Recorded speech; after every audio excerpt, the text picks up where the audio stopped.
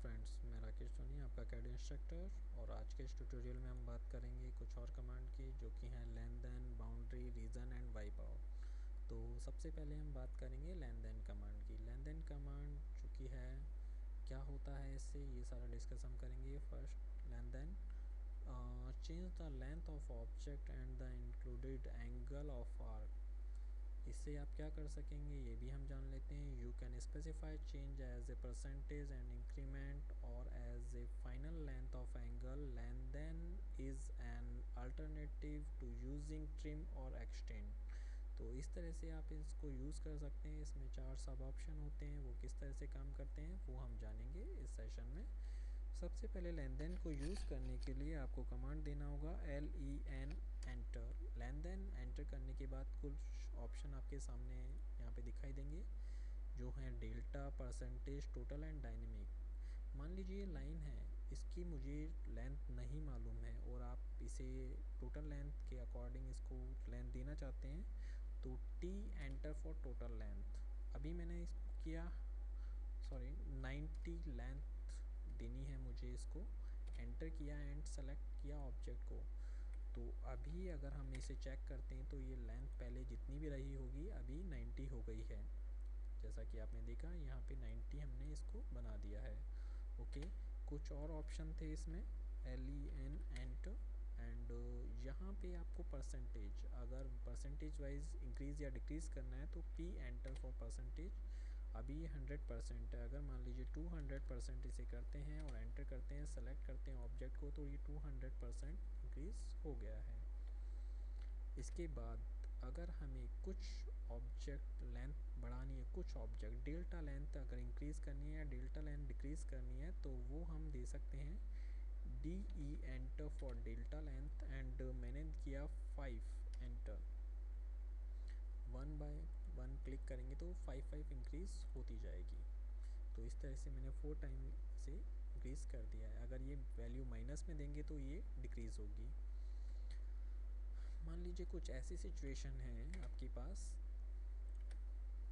मुझे इस लाइन को इस लाइन के एंड तक इंक्रीज़ करना है, लेकिन ये लाइन यहीं तक होनी चाहिए। तो हम एक्सटेंड से इसे नहीं कर सकते हैं, क्योंकि लाइन के सामने कोई भी लिमिट नहीं है, इसलिए तो हम इसे लेन देन से करेंगे। लेन देन में जो चौथा ऑप्शन है डेल्टा, उसके थ्रू। तो LEN enter, DY enter for dynamic and select this object and select this. तो ये ऑब्जेक्ट यहाँ तक इंक्रीज़ हो जाएगा। तो इसी तरह से हम क्या करेंगे, ये सारे ऑप्शन को यूज़ कर सकते हैं। नेक्स्ट हमारे पास कमांड है बाउंड्री। बाउंड्री जो होगी, आउटर बाउंड्री किस तरह से क्रिएट होगी एंड क्या होती है वो हम डिस्कस करते हैं। First, boundary create a region or a polyline from an enclosed area. The interior point that you specified use the surrounding object to create a separate region or polyline. तो ये क्या होगा, किस तरह से होगा, ये हम जानते हैं इस कमांड के थ्रू। बाउंड्री के लिए BO enter for boundary, click pick point and pick internal point. अंदर की तरफ एक क्लिक करेंगे तो ये कुछ इसकी बाउंड्री डैश डैश दिखेगी एंड एंटर करेंगे।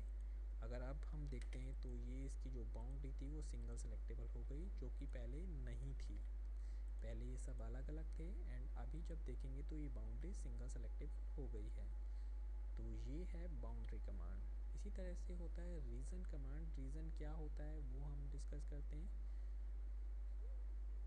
ठीक है। Convert an object that enclose an area, same वही चीज़ है, रीजन ऑब्जेक्ट। तो रीजन क्या करेगा, कुछ डिफरेंस होते हैं रीजन एंड बाउंड्री में, वो क्या होते हैं वो हम भी देखते हैं। रीजन के लिए REG enter for region, select object and enter. अभी इसे सेलेक्ट किया एंड मूव किया, सब कुछ सेम हुआ है, ठीक है, सब कुछ सेम है, लेकिन दोनों में कुछ डिफरेंसेस हैं। फर्स्ट डिफरेंस, बाउंड्री किसी ऑब्जेक्ट के ऊपर क्रिएट होता है, जबकि रीजन उसी ऑब्जेक्ट को कन्वर्ट कर देता है। सेकंड, बाउंड्री स्ट्रेच हो सकती है लेकिन रीजन स्ट्रेच नहीं हो सकता है। थर्ड, बाउंड्री वायर फ्रेम होती है, जबकि रीजन सरफेस होता है, जैसा कि आप इसमें देख सकते हैं। तो ये कुछ ऑप्शन हैं जो आपको दिखाए गए हैं। वापस से मैं उसी शेप में आ जाता हूँ सॉरी। तो इस तरह से आप बाउंड्री एंड रीजन को यूज़ कर सकते हैं। उसके बाद आपके पास ऑप्शन है वाइप आउट। वाइप आउट क्या करता है वो हम देखते हैं। क्रिएटिव वाइप आउट ऑब्जेक्ट, इसके थ्रू क्या कर सकते हैं, आप किसी भी ऑब्जेक्ट को हाइड कर सकते हैं कुछ टाइम के लिए।